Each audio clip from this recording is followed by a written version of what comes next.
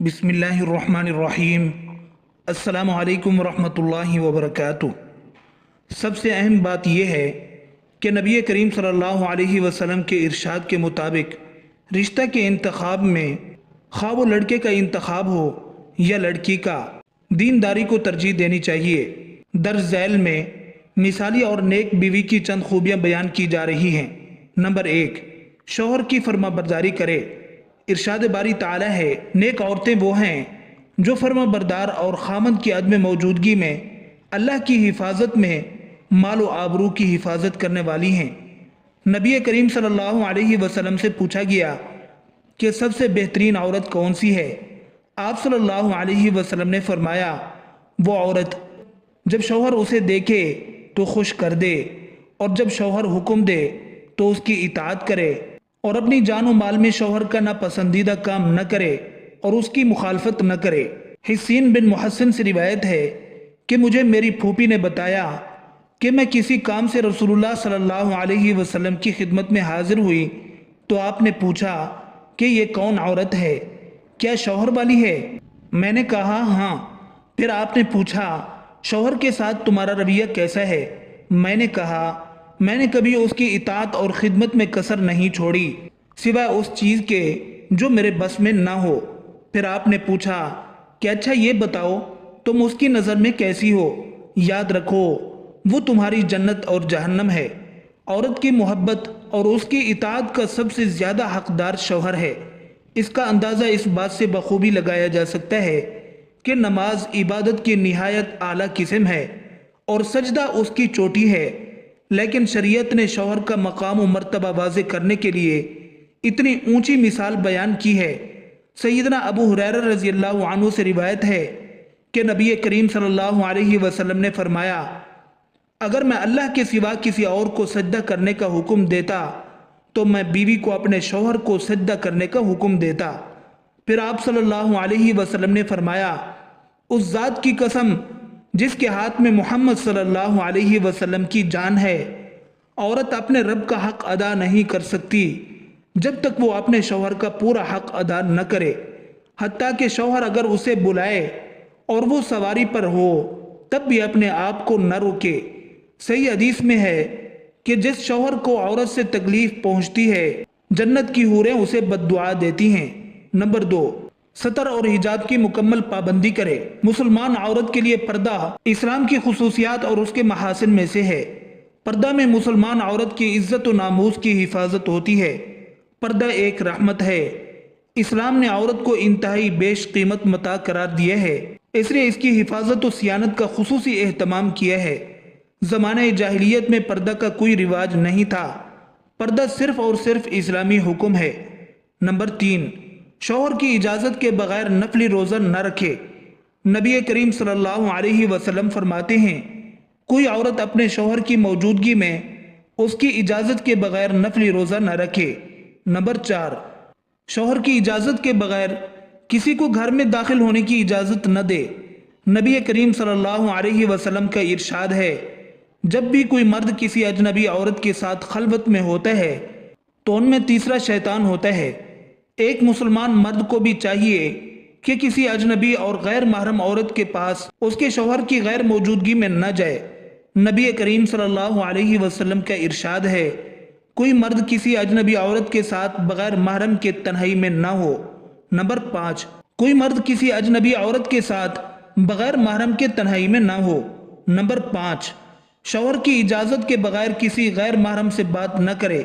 ارشاد ربانی ہے، اے ازواج نبی، تم دیگر عورتوں کی طرح نہیں ہو، اگر تمہیں خوف ہے پس تم اپنی آواز میں لچک نہ پیدا کرو جس سے مریض دل انسان لالچ کر بیٹھے، اور تم بھلی اور درست بات کرو۔ عورت کی آواز بھی پردہ ہے، وہ اجنبی مرد کے ساتھ ان شرائط کے ساتھ بات کر سکتی ہے۔ نمبر 1، آواز میں لچک، شیرینی اور میٹھاس نہ ہو۔ نمبر 2، صرف بقدر ضرورت بات کرے۔ نمبر 3، پردے کی اوٹ سے بات کرے۔ ارشاد ربانی ہے، اور جب تم ان ازواج مطہرات سے کوئی چیز مانگو تو پردے کے پیچھے سے مانگو، یہ تمہارے اور ان کے دلوں کے لیے کامل پاکیزگی ہے۔ اس آیت میں اگرچہ ازواج مطہرات سے خطاب کیا گیا ہے، مگر یہ حکم امت کی ساری خواتین کو شامل ہے۔ جب امت کی ماؤں سے پردہ کی اوٹ سے مانگنے کا حکم دیا گیا ہے جبکہ وہاں شک اور ریب کی کوئی گنجائش نہیں، تو وہ خواتین جنہیں یہ مقام و شرف حاصل نہیں ان پر پردہ کرنا اور ضروری معلوم ہوتا ہے۔ اکیلے عورت کا بازار جانا بھی درست نہیں، کیونکہ بسا اوقات دکان میں سیلز مین کے سوا کوئی نہیں ہوتا، پھر اس سے ناجائز خلوت حاصل ہو جاتی ہے۔ نمبر 6، شوہر کی اجازت کے بغیر گھر سے باہر نہ نکلے، حتیٰ کہ مسجد جانے کے لیے بھی۔ البتہ شوہر کو یہ حق نہیں کہ عورت کو مسجد جانے سے روکے۔ نبی کریم صلی اللہ علیہ وسلم کا فرمان ہے، اللہ کی باندیوں کو اللہ کی مسجدوں سے نہ روکو۔ نمبر 7، کسی اجنبی مرد سے مصافحہ نہ کرے۔ نبی کریم صلی اللہ علیہ وسلم کا ارشاد ہے، تم میں سے کسی کے سر کو لوہے کی سوئی سے کچوکے لگانا اس بات سے بہتر ہے کہ وہ کسی اجنبی عورت کو چھوئے۔ اور نبی کریم صلی اللہ علیہ وسلم کا ارشاد ہے، میں عورتوں سے مصافحہ نہیں کرتا۔ ایک عورت سے میرا کچھ کہنا 100 عورتوں سے کہنے کے مترادف ہے۔ نمبر 8، شوہر کے مال کی حفاظت کرے۔ نبی کریم صلی اللہ علیہ وسلم ارشاد فرماتے ہیں، تم میں سے ہر ایک نگہبان ہے اور اس سے اس کی رعایا کے بارے میں باز پرس ہوگی۔ شوہر سے اس کی طاقت اور اپنی ضرورت سے زیادہ کا مطالبہ نہ کرے۔ اسے اس بات پر یقین ہونا چاہیے کہ اصل دل کی امیری ہے اور صبر و قناعت باعث سعادت ہے۔ اگر عورت کا مقصد زیب و زینت ہی ہو جائے تو اس وقت ہلاکت یقینی ہو جاتی ہے۔